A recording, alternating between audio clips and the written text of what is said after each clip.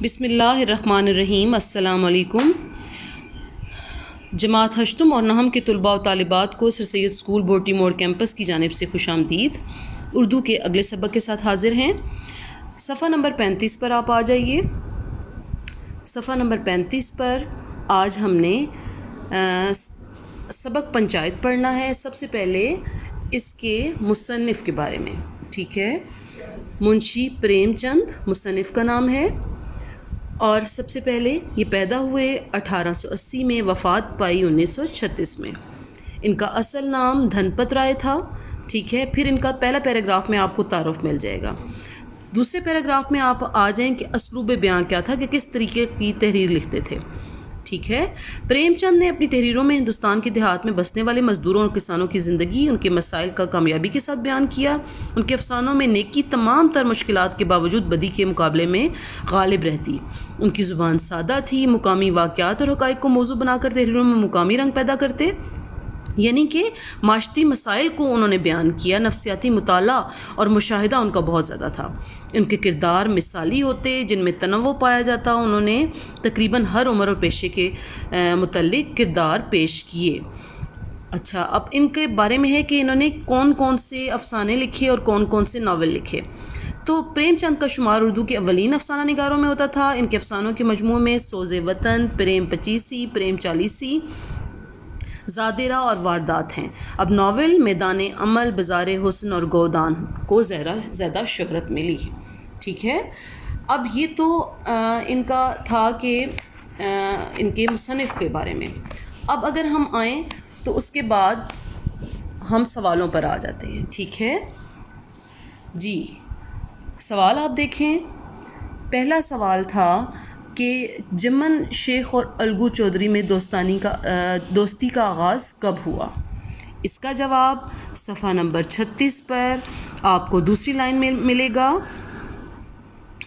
اس دوستی کا آغاز اس زمانے میں ہوا جب دونوں لڑکے جمن کے پدرے بزرگوار شیخ جمراتی کے روبرو زانوے ادب طے کرتے تھے، یعنی کہ بہت زیادہ ادب طے کرتے تھے، یعنی کہ شروع سے بچپن سے ان کی دوستی کا آغاز تھا۔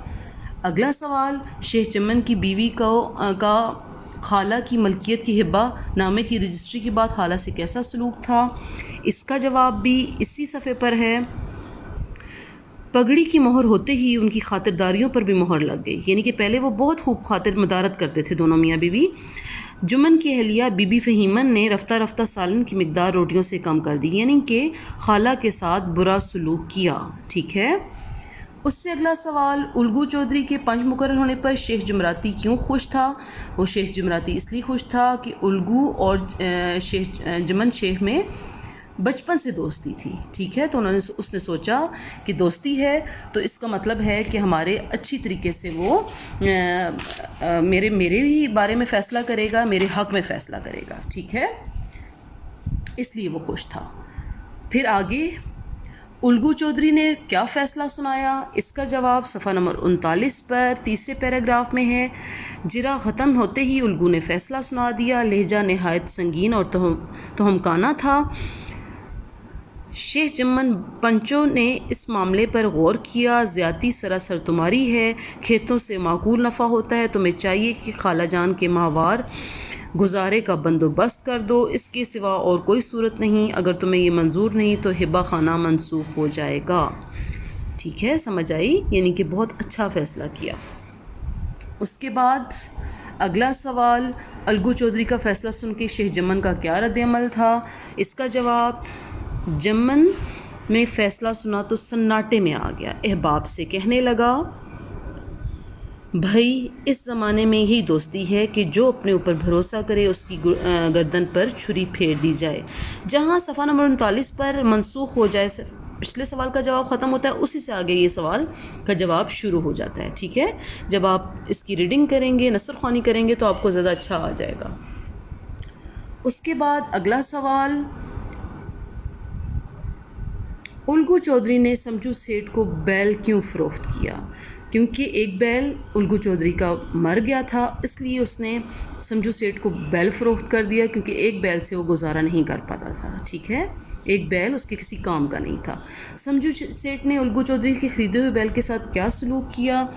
اس کا جواب بھی آپ کے ادھر ہی ہے، صفحہ نمبر 39 کے آخری پیراگراف میں۔ سمجھو نے نیا بیل پایا تو پاؤں پھیلائے دن میں تین تین چار چار کھیوے کرتے، نہ چارے کی فکر نہ پانی کی کمی کی، بس کھیووں سے کام کرتا تھا۔ منڈی لے گئے، وہاں کچھ سوکھا بھس ڈال دیا، غریب جانور ابھی دم بھی نہیں پاتا تھا، پھر جوت لیتا تھا۔ ٹھیک ہے، یعنی کہ بہت برا سلوک تھا بیل کے ساتھ، ٹھیک ہے، اس لیے وہ بیل اس کا برا حال ہو گیا۔ الگو چودھری اور سمجھو سیٹھ نے کون سا تنازع پنچایت کے سامنے پیش کیا؟ ان کا تنازع یہ تھا کہ اس نے قیمت بیل کی ادا نہیں کی تھی۔ سمجھو سیٹھ نے قیمت بیل کی الگو چودھری کو ادا نہیں کی تھی، کیونکہ اس نے کہا کہ کمزور بیل ہے، الگو چودھری کو میں یہ قیمت ادا نہیں کر سکتا، قیمت زیادہ ہے۔ شیخ جمن نے فیصلہ سناتے ہوئے انصاف کے اصولوں کو کہاں تک پورا کیا؟ ٹھیک ہے، اس کا جواب صفحہ نمبر 41 پر۔ شیخ جمن کو بھی اپنی عظیم الشان ذمہ داری کا احساس ہوا۔ اس نے سوچا کہ اس وقت انصاف کی اونچی مسند پر بیٹھا ہوں، میری آواز اس وقت حکم خدا ہے، اور خدا کے حکم میں میری نیت کا مطلق دخل نہ ہونا چاہیے۔ حق اور راستی سے جو بر ٹلنا بھی ہے، مجھے دنیا اور دین میں بھی سیاہ بنا دے گا۔ ٹھیک ہے، یعنی کہ بہت اچھا اس نے فیصلہ سنایا۔ اس کے بعد خالی جگہ پر آ جائیے۔ شیخ جمن اور الگو چودھری میں بڑا یارانہ تھا۔ جمن جب حج کرنے گئے تو گھر الگو کو سونپ گئے تھے، ٹھیک ہے۔ ان کے باپ پرانی وضع کے آدمی تھے، پرانی وضع آئے گا۔ شیخ جمراتی خود دعا اور فیض کے مقابلے میں تازیانے کے زیادہ قائل تھے۔ جمن نے وعدے وعید کے سبز باغ دکھا کر خالہ اماں کی سے ملکیت اپنے نام کرا لی تھی۔ خالہ جان اپنے مرنے کی بات نہ سن سکتی تھی، ٹھیک ہے۔ اگلے صفحے پر آ جائیں۔ بوڑھی خالہ نے اپنی دانست میں گریہ اوزاری کرنے میں کوئی کسر اٹھا نہ رکھی تھی۔ شیخ جمن کو بھی عظیم الشان ذمہ داری کا احساس تھا۔ دوستی کا مرجھایا درخت پھر سے ہرا ہو گیا، ٹھیک ہے۔ غلط اور درست پر آ جائے۔ الگو جب باہر جاتے تو جمن اپنا گھر چھوڑ جاتے، درست۔ الگو کے باپ نئے انداز کے آدمی تھے، غلط۔ الگو ایک بوڑھی بیوہ خالہ تھی، بالکل ٹھیک۔ کئی دن تک بوڑھی خالہ لکڑی لیے آس پاس کے گاؤں کے چکر لگاتی، بالکل ٹھیک۔ جمن نے بڑھیا کو پیار بھری نظروں سے دیکھا، غلط۔ شیخ جمن نے اپنی خالہ کو ماں کے برابر سمجھتے تھے، غلط۔ الگو قانونی آدمی نہیں تھے، یہ بھی غلط۔ ایک ایک سوال جمن کے دل پر ہتھوڑے کی طرح لگتا تھا، بالکل درست۔ پنچایت کے ایک ہفتے بعد ایک بیل مر گیا، بالکل ٹھیک۔ سمجھو سیٹھ منڈی سے تیل نمک لاتے اور گاؤں میں بیچتے تھے، بالکل ٹھیک۔ رام دھن نے پہلا نام جمن کا سنا تو کلیجہ دھک سے ہو گیا، بالکل غلط۔ شیخ جمن کو پنچ بن کر اپنی ذمہ داری کا احساس نہ ہوا، بالکل غلط، احساس ہو گیا تھا، ٹھیک ہے۔ اس کے بعد بیٹا ہم الفاظ معنی پر آ جاتے ہیں۔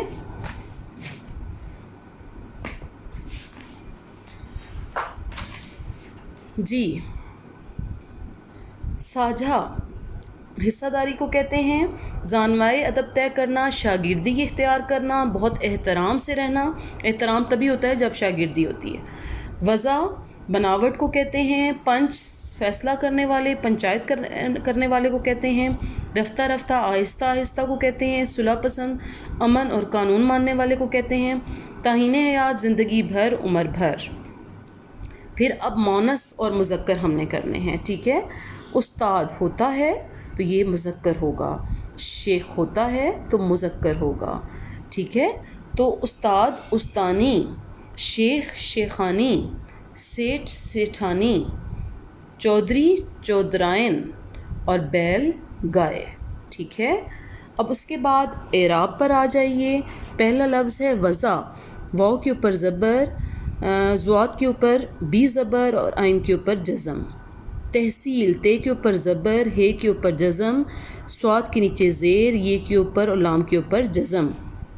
علم، عین کے نیچے زیر اور لام اور میم پر جزم۔ فروگزاشت، فے کے نیچے زیر، رے کے اوپر زبر، واو کے اوپر جزم۔ گزاشت، گاف کے اوپر پیش، زے کے اوپر زبر، شین اور تے کے اوپر جزم۔ پرسش، پے کے اوپر پیش، رے کے اوپر جزم اور سین کے نیچے زیر اور شین کے اوپر جزم۔ تصفیہ، تے کے اوپر زبر، صاد کے اوپر جزم، فے کے نیچے زیر، یہ کے اوپر زبر اور ہے کے اوپر جزم۔ رسوخ، رے کے اوپر پیش، سین کے اوپر پیش، واو اور خے کے اوپر جزم۔ منطق لفظ ہوتا ہے، میم کے اوپر زبر، نون کے اوپر جزم، توئیں کے نیچے زیر اور کاف کے اوپر جزم۔ تو حکمانہ، تے کے اوپر زبر، ہے کے نیچے زیر، کاف کے اوپر شد بھی ہے اور پیش بھی ہے، میم کے اوپر زبر ہے اور نون کے اوپر بھی زبر اور جزم ہے گر۔ مباحثہ، میم کے اوپر پیش، بے کے اوپر زبر، ہے کے اوپر زبر، سے کے اوپر بھی زبر اور ہے کے اوپر جزم۔ پھر اس کے بعد کیا ہے، عبارت کی تشریح کرنی ہے، سبق کا عنوان اور مصنف کا نام، ٹھیک ہے۔ یہ عبارت آپ کی اسی سبق کی ہے، اس کی تشریح کا مطلب ہوتا ہے اس کی وضاحت کرنا، ٹھیک ہے۔ اس کے بعد اگلا سوال کہ ذیل میں مختلف محاوروں کو دو دو جملوں میں استعمال کیا گیا ہے، درست محاورے کے استعمال کے آگے درست اور غلط لگائیں۔ سبز باغ دکھانا، اکرم نے مجھے ملتان میں اپنے سبز باغ دکھائے، غلط۔ سیاسی لوگ سبز باغ دکھا کر عوام کو لوٹتے ہیں، ٹھیک ہے، یہ محاورہ ہے تو یہ اس معنوں میں استعمال ہوگا، ٹھیک ہے۔ لالچ دکھانا، اچھی چیز دکھانا، ٹھیک ہے۔ سعد نے میرے بازو کے زخم پر نمک چھڑکا تو میری چیخیں نکل گئیں، غلط۔ آپ میرے زخم پر نمک چھڑکنے کے بجائے میری مدد کریں، ٹھیک ہے۔ کہ مشکل میں اضافہ کرنا، وہ کیا تھا، سبز باغ دکھا کر عوام کو لوٹتے تھے، یعنی کہ اچھی اچھی باتیں بتانا کہ ہم یہ کریں گے، ہم وہ کریں گے، ٹھیک ہے۔ اور یہاں پر کیا ہے کہ مدد کرنے کے بجائے اور زیادہ مشکلات میں اضافہ کرنا۔ انصب میرے سوال پر بغلیں جھانکنے لگا، کسی کی بغلیں جھانکنا بری عادت ہے، غلط، بری بات غلط۔ انصب میرے سوال پر بغلیں جھانکنے لگا، یعنی کہ حیران ہو گیا، پریشان ہو گیا، کچھ اس پر بن نہ پڑا۔ بیٹا آج کا سبق اتنا ہی تھا، آگے اب آپ دیکھیں اگر تو یہ میں نے افسانہ اور خط آپ کو پہلے سے کرا دیے ہیں، ٹھیک ہے۔ اب یہ تمام کام اپنی نیٹ کاپیوں پر جماعت ہشتم نے کرنا ہے اور جماعت نہم نے یہ کام یاد کر لینا ہے۔ اب اسکول کھلنے والے ہیں، جماعت نہم کے امتحانات انہی سبقوں میں سے لیے جائیں گے۔ آپ سب کا بہت بہت شکریہ، اللہ حافظ۔